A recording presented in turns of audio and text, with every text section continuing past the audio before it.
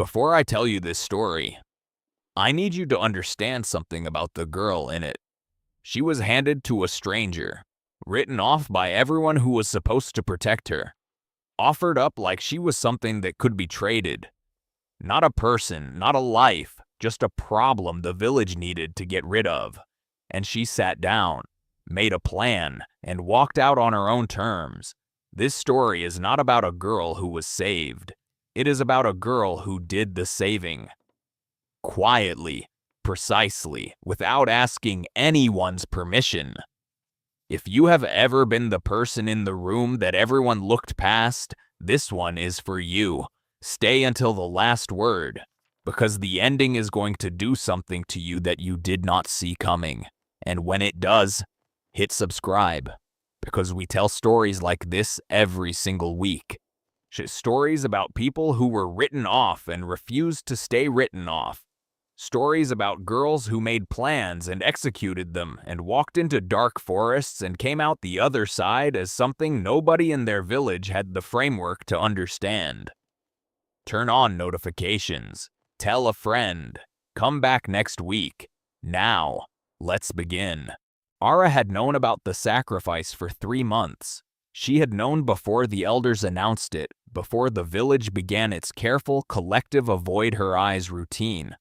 Before her neighbor Marit started bringing extra bread to her door every morning with the expression of a woman delivering comfort she did not know how to name. Ara had known because she had been in the archive room when Elder Soren dictated the arrangement to his scribe, and she had the particular quality of stillness that meant people forgot she was there, which had been, her entire life, simultaneously her greatest inconvenience and her most reliable advantage. She had sat in the corner of the archive room and listened to every word. And then she had stood up quietly and walked out and gone home and sat at her table for a long time in the dark. Then she had started planning. 3 months was a long time to plan. She used all of it. She read every record in the archive that mentioned the Thornwood, the Wolfpack's territorial patterns, the accounts of travelers who had entered and returned, the maps, the seasonal notes, the patrol rotations that the previous elder had commissioned and filed and apparently forgotten, were available to anyone with archive access and enough patience to look. She identified the one section of the forest edge where the pack did not patrol on the 3rd night of the new moon. She prepared a pack, food for 5 days, a change of clothes, a fire kit, a knife, and the document case she had been quietly filling for 3 months with every piece of evidence she could find of every arrangement Soren had made with the Iron Territories over the past 11 years. She chose a Tuesday because the village held its council meeting on Tuesday evenings, which meant every elder and guard captain would be in the meeting hall from 7 until 10, which gave her 3 hours of guaranteed distraction. She had done the math. She had checked it. She had checked it again. On the 3rd night of the new moon, on a Tuesday in the deep of winter, Ara put on her boots, picked up her pack, and walked out of her village for the last time. She did not run. Running left tracks that panic made, and panic was the one luxury she had not allowed herself in 3 months of waiting. But she walked through the frozen fields at a pace that was unhurried and purposeful and completely unremarkable to anyone who might glance out a window. Just a woman moving through the dark, nothing to see, nothing to investigate, nothing to remember. The village lights were warm behind her. The council meeting was in progress. She had 40 minutes before anyone noticed she was gone. The forest edge was 10 minutes away. She arrived in 9. She was recalculating the margin when she saw him. He was standing at the tree line, which was where nobody was supposed to be, which was, in fact, the entire basis of her route selection, the patrol gap, the thing she had built the whole plan around. He was very large and very still, and the dark around him had a quality that dark does not usually have, a density. odd as though he and it had reached some arrangement. His eyes caught the ambient moonlight and threw it back wrong. Not the reflection of a human eye, but the reflection of something that sees in the dark, because the dark is where it lives. Ara stopped walking. She looked at him. He looked at her. She did the only calculation available. Her route around him would cost 11 minutes and take her through the section of the boundary that patrolled on alternate nights, which might or might not be tonight, depending on a variable she had not been able to confirm. Her route through him, past the place where he stood, was the route she had planned, the route she knew, the route with the confirmed patrol gap. She walked past him. He said nothing. He did not move to stop her. He simply watched her pass with those wrong reflecting eyes.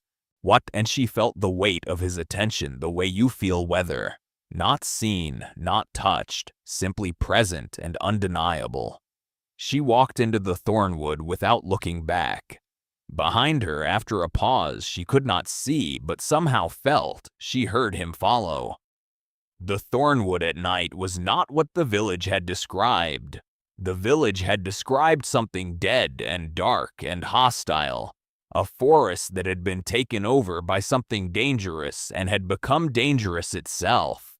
A place where the trees had forgotten what they were for and were simply waiting for something to go wrong. Ara had read the descriptions and filed them in the category of things that might be true or might be the kind of story a village tells itself to keep its people from going places the elders would prefer they not go. What she found was old. Enormously, pressingly, extraordinarily old. The kind of old that bypasses the word and becomes something else. Something you feel in the specific way you feel the age of stone. A weight that is not hostile, but is absolutely indifferent to whether you find it welcoming. The trees were enormous. The roots were above ground in places, arching out of the earth like the backs of buried creatures. The canopy was so dense the moonlight barely reached the floor, and what reached it was diffuse and silver and strange. It was not dead. It was more alive than anything she had ever been near. She made camp an hour in, at a place where two large roots formed a natural windbreak and a flat area of clear ground between them was dry enough to sit on.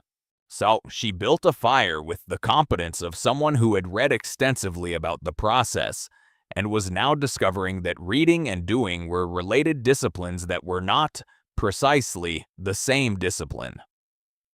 The fire eventually cooperated. She sat beside it with her pack at her back and her knife within reach and her document case held against her chest, and she was running through the next stage of the plan when he walked out of the trees and sat down across the fire from her. He sat the way he stood, entirely still, with the quality of something that has decided to be in a place and is simply being in it, without apology or performance. In the firelight she could see him properly for the first time. Very tall, very broad, dark hair. A face that had been arranged by genetics into something that would have been called handsome if it had been wearing any expression at all, which it wasn't. A scar from a corner of his left eye to the edge of his jaw, old enough to be fully healed, significant enough to have changed the geography of his face.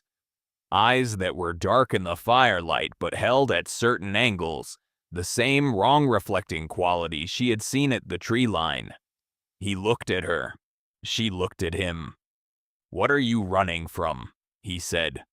His voice was low and even, the voice of someone who asks questions without expecting them to be refused. Not from arrogance, but from the specific authority of someone who has not been refused in a very long time. Ara considered the question. She considered him. She filed what she observed. The stillness, the scar. The way the forest had closed behind him when he came through it, the way her fire did not seem to disturb him. And she made a decision, which was not the decision to trust him, because trust was not something she had ever found to be a reliable operating mode, but the decision to provide enough information to assess what he would do with it. She told him about the village, the elders, the sacrifice, Soren. She did not tell him about the documents. She watched his face as she spoke, looking not for reaction, but for the thing beneath reaction. The thing that reaction is built on top of. What she saw, or thought she saw, was the particular stillness of someone in whom something very old and very patient had just been activated. When she finished, he was quiet for a moment. Then he said, "You're safe here." Ara looked at him for a long time. She did not believe him, not because she thought he was lying, but because she had learned, through long and consistent experience, that the category of places and people that were safe for her was essentially empty, and she had no reliable framework for evaluating a new entry. She filed the information anyway. Then she lay down beside her fire with her pack under her head and her knife in her hand, and she went to sleep because she was exhausted and the plan required her to be functional, and she had calculated that he was, for the moment, less of a threat than the fatigue. He was still there in the morning. He had not moved. She was not sure he had slept.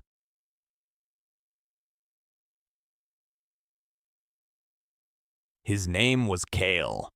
She learned this not because he told her, but because she heard his pack use it.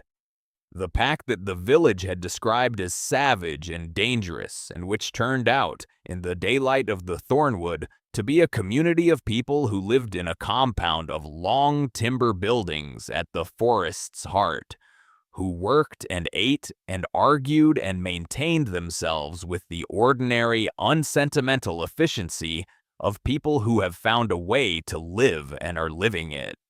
Kel moved through the compound the way he moved through the forest, as though the space was his, not by claim but by nature, as though the territory and the person who occupied it had reached over a long period of time a complete understanding of each other. His pack moved around him with the fluid, a practiced awareness of people who know exactly where their alpha is at all times and have arranged their own movements accordingly, not from fear, but from the specific attentiveness of people who understand that their safety and his are the same thing. Ara watched all of this with the attention she gave to everything. Complete, systematic, filing each observation into a structure that was becoming, slowly, a picture of something she had not expected and did not yet have the right category for. She had been given a room, a meal, a change of clothes that fit approximately correctly, which suggested someone had looked at her and made a judgment call. Nobody asked her questions. Nobody told her to explain herself or justify her presence or perform gratitude for the hospitality. She was simply allowed to be there. Sating bas ibwandais, in the specific social hospitality of a community that had decided for its own reasons that she was welcome. She did not know what to do with any of it. She was sitting on the step of the long hall on the second afternoon, running through the next stage of the plan with the documents spread on her knees, when the healer sat down beside her. She was a small, round woman of indeterminate age with the particular energy of someone who has been managing other people's crises for so long that calm has become structural rather than practiced. Her name was Mira. "He has not brought anyone here in 4 years, Mira said without preamble, without introduction, in the tone of someone offering information she considers relevant and has decided not to package. Ara looked up from the documents. 4 years, she said. Since the night, Mira said. The way she said it, the night, had the quality of a named thing. Something the pack referred to with the specific verbal shorthand of an event so significant that elaboration had become unnecessary. He closed the border, said we had all we needed inside it. Stopped going to the edge. She paused. He was at the edge last night. Ara looked at her for a moment. Then she looked back at the documents. Tell me about the night, she said. Mira told her. She found him at the forest edge on the second night, standing in the dark at the exact place where he had been standing when she arrived, looking at the fields beyond the tree line with the expression of someone looking at something that no longer exists in the form they knew it. Ara sat near him. Not beside him, near him. All in the specific social distance of someone who has decided not to add to another person's solitude without quite being willing to intrude on it. She had made this calculation about distance her whole life, had learned it the way you learn things that nobody teaches you, through the long experience of being the person nobody sat near. She sat near him and said nothing. He talked eventually, not because she asked, because her particular quality of silence was different from the silence of people who wanted him to be quiet, which was the silence of absence, nothing where something should be. Her silence was present. It occupied its space. It said, I am here without saying anything, and he had not had that in 4 years. He told her about the betrayal, someone inside the pack, someone he had trusted, someone he had given access to everything, feeding information to an enemy, the location of the winter camp, the names of the men who would be there, the night they went out and did not come back. 18 of them, and he was the one who found them in the morning, and the one who had to tell the ones who were left, and the one who had to figure out how to keep the pack together with half of it gone and all of it broken. He told her about the 4 years after, the closed border, the silence, the way he had spent every night since then at some version of this edge, not the forest edge, the edge of himself, the place where the person he had been before that night ended and whatever he had become after it began. He had stopped asking which version was real. He had decided somewhere in the second year, when that the question was a luxury he couldn't afford, and the only affordable thing was to keep going. He stopped talking. Ara was quiet for a moment. The forest was very still around them. The dark was the specific dark of a place that has contained a great many things and holds them without complaint. Then she said, I know who did it. He went very still. She opened the document case.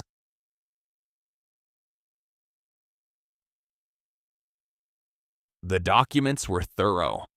Ara had spent 3 months being thorough. Soren had been selling information to the Iron Territories for 11 years. Pack patrol routes, seasonal migration patterns, the location of winter camps, the names of pack members who had been identified as potential liaisons, and then, when the liaisons did not materialize, eliminated. 47 separate transactions, that each one documented in the Iron Territory's own trading records, which Soren had apparently not considered might end up in the village archive as evidence of commerce with a neighboring territory, and which Ara had found on a Tuesday afternoon 6 weeks into her planning and spent the following 3 days cross-referencing against every territorial incident she could find in the Wolfpack records. The transaction from 4 years ago was buried in the middle of the trading records, a record of payment for territorial intelligence, dated 3 days before the night, itemizing the location of a Wolfpack's winter camp and the names of 18 men who would be present. The payment was 40 silver pieces and a trade concession on northern grain. 18 men, 40 silver pieces and a grain concession. Bris incobors ets we mis ancoros. She spread the documents on the ground in front of Kale and watched his face as he read. He read everything once quickly and then again slowly, the way you read something the first time to understand what it says and the second time to understand what it means. His expression did not change in the way that expressions change when something surprises you. It changed in the way that the quality of light in a room changes when a cloud moves, not dramatic, simply different, the before and after of something irrevocable being understood. When he looked up, his eyes were the specific dark of a man who has just been given something he has been looking for 4 years. The piece that explains the shape of everything that came after, and does not yet know whether to call it relief or devastation, because it is both, or because it has always been both. Because the truth is the thing you need and the thing that costs you, and there is never a version of receiving it that is only one of those things. Ara said, I was taking these to the council. Kale said, I know someone on the council. She looked at him. He looked at her. The plan, which she had considered essentially complete, opened up to accommodate something new. She did not mind. It was the first time in 3 months that a new variable had felt like an addition rather than a complication. She filed that observation in a category she had not previously needed and left it there for later examination. On the 3rd morning, the Border Scouts brought news. 16 armed men at the southern boundary. A legal writ. An elder who had told them Ara was a criminal. A thief. A runaway who had stolen property belonging to the village archive, and that she was to be returned along with everything she had taken, and that anyone who interfered with this legal reclamation would be considered in violation of the territorial accords. Ara heard this from across the room and felt something settle in her. Not fear, not the sharp spike of adrenaline she had been managing for 3 months of careful planning, but the specific cold clarity that arrives when a situation that has been complicated for a long time resolves into something simple. Soren had come to her. She did not have to carry the documents 3 days north to the council and hope they were received and acted upon before Soren found another way to stop her. She just had to make sure the right people were present when the documents were opened. She looked across the room at Kyle. He was already looking at her. She said, I want to face him. He said, I know. She said, not behind you. He looked at her for a long moment. This woman who had walked past him at the forest edge 3 nights ago with a plan in her head and a document case against her chest, and the specific unhurried focus of someone who had decided what they were doing and were doing it. This woman who had sat near him in the dark and let him talk and then handed him 4 years' worth of explanation in 47 documents organized by date and cross-referenced by incident. This woman who had lived her entire life in the specific social invisibility of someone the village had decided was not worth seeing and had used that invisibility to see everything. Why, he said, beside me.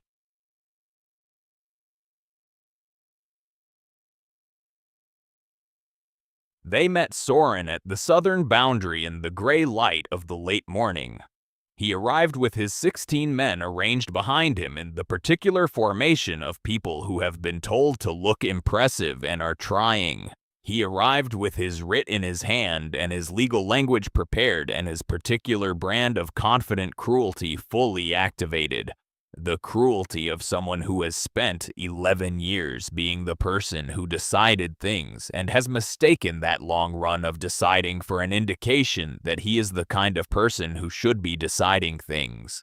He saw Ara, and his expression did something that was not quite a smile, but wanted to be. The expression of a man confirming a prediction he had found pleasurable to make. Then he saw Kale standing beside her. Man, the expression became something more careful. He began to speak. The legal language, the writ, the charges, criminal flight, theft of archive materials, violation of the village accords regarding the handling of ceremonial arrangements. He spoke for approximately 4 minutes. His voice was the voice of someone accustomed to the sound of his own authority and finding it a congenial sound. Ara let him finish. Then she opened the document case. She did not raise her voice. She never raised her voice. It had never been necessary because the specific quality of her attention when she spoke had always been sufficient to make people listen, and the people who would not listen to that quality of attention were not people whose listening she had ever needed. She read from the documents in the same quiet, precise voice she used for everything. The voice of a woman who has spent her life being underestimated and has learned that the most devastating thing you can do to a person who underestimates you is simply to be exactly as precise and thorough as you actually are in public, where they cannot revise their assessment privately. She named the dates. She named the amounts. She named the arrangements, one by one, 11 years of them, in the flat declarative language of a trading record read aloud. She named the men who had died in their winter camp 4 years ago. She named the date of the transaction that preceded their deaths. She named the amount Soren had received, 40 silver pieces and a grain concession. And she said it without emphasis, without editorial comment. When the absence of emphasis was the most devastating editorial comment available because it said, "This is just a fact, this is just a number, this is just a thing that happened and was recorded and can be read by anyone with archive access and enough patience." She stopped reading. The forest was very quiet. Soren's 16 men were looking at their employer with the specific expression of people whose understanding of who they were working for has just been comprehensively revised. Soren was looking at Ara with an expression she had never seen on his face before, which was the expression of a man encountering something he had assessed as manageable and is now understanding was never manageable and was never going to be manageable, and that the assessment was always the error. Kale stood behind her, not in front, not between her and Soren, not positioned as protection or interference. Behind, her sword and shield as she had needed him, in exactly the configuration she had specified, which was beside her, and then, in the moment of speaking, behind, present, absolute, saying without words, "Whatever she has said is said in this territory, under my authority, and is therefore said." He did not need to say anything else.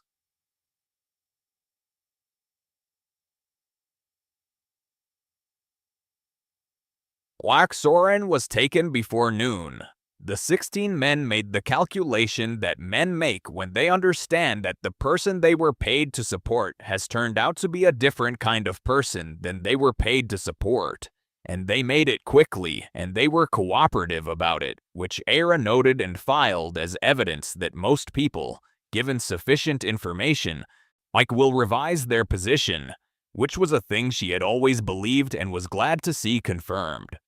The documents were sealed and sent to the council with a message from Kale that Ara did not read, but that Mira, who had been present when he wrote it, described as the most words she had seen him put together in 4 years, which Ara filed in the category she had created 3 nights ago and still had not examined.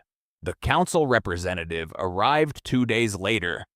A small, efficient woman named Dara, who read everything twice, said almost nothing, asked 3 precise questions that told Ara she was exceptionally good at her work, and left with Soren and the quiet devastation of someone who has just understood the full scope of a thing that was hidden and how long it was hidden and what it cost while it was. The village was notified. And there would be a process. There would be a reckoning. Ara would be required eventually to be part of it, to give testimony, to verify documents, to be present in the formal, witnessed way that systems of accountability require. She stood at the edge of the compound and looked north, where the village was, and felt the specific emotional territory of someone who has completed the task that defined them and is now standing in the unfamiliar open country of not having a next task to execute. She had been planning for 3 months. She had been executing the plan for 5 days. The plan was complete. She had no idea what came after the plan. Kyle found her there. He stood beside her and looked north with her and said nothing because he had understood over the past 5 days that this woman's silences were not absences but presences, and that the appropriate response to them was not to fill them but to meet them. They stood together in the quiet for a long time. Then she said, "The council will need me available." He said, "I know." She said, "That could take months." He said, "I know." She looked at him. He was looking north, his profile in the gray afternoon light, the scar, the jaw, the dark eyes with their wrong reflecting quality that she had stopped finding unsettling sometime in the last 5 days and had started finding, instead, the most honest thing about him, the part that did not know how to be anything other than what it was. She said, "I am going to need somewhere to be while I am available." He looked at her then. His expression did the thing it had done only a few times in 5 days. Opened slightly, axis in the way of someone who has been holding something at a careful, managed distance and has just been given permission to stop managing it. He said, "You are safe here." She looked at him for a long moment. She ran the calculation. She checked it. She checked it again. For the first time in 3 months, the math came out differently than she expected. Not because the variables had changed, because she had. She did not say anything. She turned and walked back into the compound, back into the thornwood, back into the forest that was not cursed and not dead, but old and alive and exactly as complicated as everything real is complicated. Kale fell into step beside her, not behind, not in front. Beside. 3 weeks later, Ara stood at the southern boundary of the thornwood, the forest edge. Was the tree line, the exact place she had crossed 8 days into a plan that had been designed to take her somewhere else entirely, and had instead brought her here. The village was visible in the distance. It looked smaller than she remembered. Everything it had told her about herself looked smaller than she remembered. The worth they had assigned her, the future they had arranged for her, the careful collective decision that she was the kind of thing that could be offered up and traded. It looked, from this distance, like what it was. A small place with a small understanding of what she was, making small decisions that had turned out, in the end, to be entirely irrelevant to what she actually became. She had given her testimony to the council representative via written document, organized by date and cross-referenced by incident, which Dara had received with the expression of someone who had been doing this work for many years, and had just encountered a piece of work that made her own look slightly approximate. Ara had filed that expression in the same category as everything else and left it there with the rest. Kale was behind her. She could feel the specific quality of his presence, that weight, that density, the way the air arranged itself around him. He had walked with her to the edge because she had asked him to, and she had asked him because she had discovered over 3 weeks in the thornwood that the category she had created for the things she observed about him had become too large to leave unexamined, and she was not yet ready to examine it somewhere else. He did not ask her to stay. She had known he would not ask her to stay. She had filed that. Early, in the first few days, he was the kind of person for whom asking cost something he had spent 4 years learning not to spend, and she was not going to require him to spend it. She looked at the village for a long time. She looked at the forest behind her. Enormous, ancient, alive, full of people who had handed her a room and a meal and the specific social acceptance of a community that had decided she was welcome and then simply continued on with the business of existing around her. She looked at Kale, who was standing at the forest edge in the dark with his wrong reflecting eyes and his 4 years of silence and the scar on his face and the 18 names he had been carrying and would carry differently now. Not lighter, because that was not how it worked, but differently. I've seen the way that things are carried differently when you understand their full weight rather than estimating it in the dark. She did the math. She had always done the math. She turned around and walked back into the trees, behind her, and then beside her, because he fell into step beside her the way he always did now, not behind and not in front. Kyle walked with her back into the thornwood. The forest closed around them.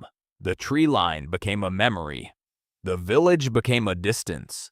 And somewhere deep in the thornwood, in the place where the oldest trees grew and the roots came up out of the ground like the backs of buried creatures, something bloomed in the winter dark that had not bloomed in 4 years.